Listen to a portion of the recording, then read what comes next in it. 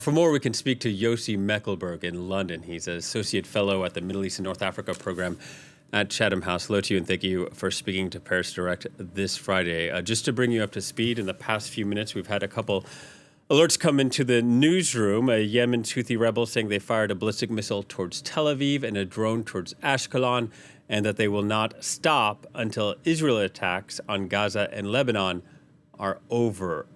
How close are we to this situation unraveling? Good afternoon. Thank you for having me. I think we see the escalation, and I think what the so-called axis of resistance is trying to hurt Israel as the war in Lebanon is escalating.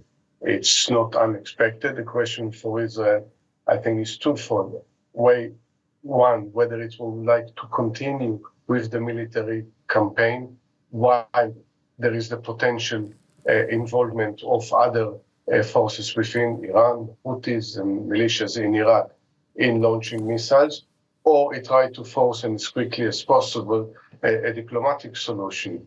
And I think which we see everyone that delivers a speech in the UN General Assembly try to push to a diplomatic solution. The question is, they're ready to lean on the sides involved to advance not only in Lebanon and a ceasefire agreement, but first and foremost in Gaza.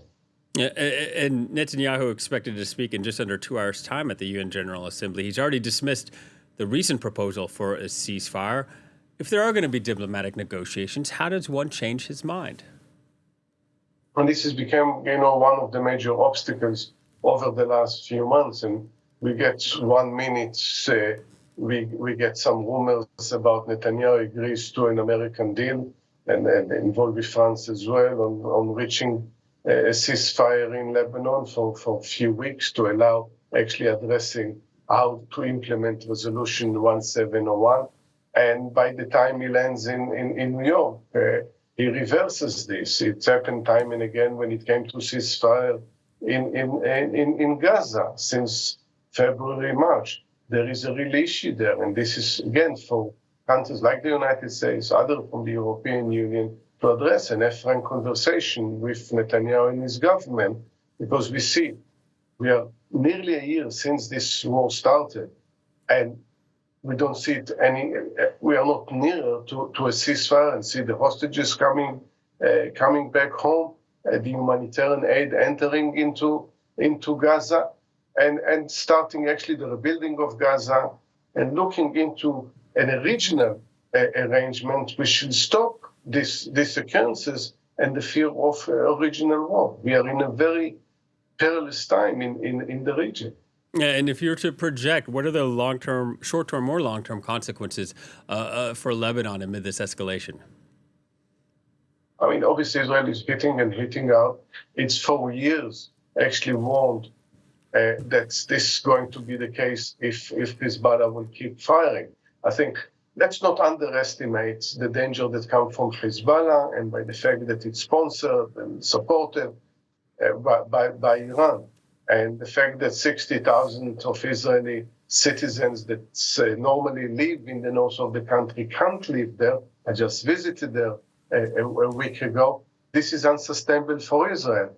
But the question, if it were to continue, and the only route that the current Israeli government knows is bombardment and killing many not necessarily combatants on the other side, but also civilians, because this might make the situation even worse. Or there is also a political horizon and find for diplomatic route. Right now, it doesn't look like the case. Yeah, and you mentioned how Iran's a backer of Hezbollah.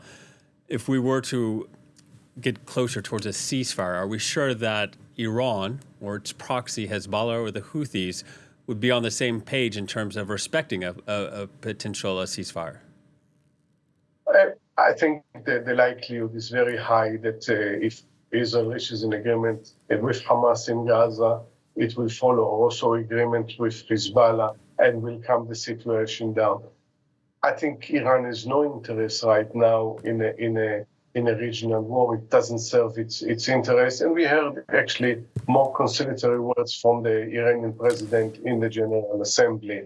The fear is more of a miscalculated escalation. Things go wrong because of the scale and the nature of the hostilities right now.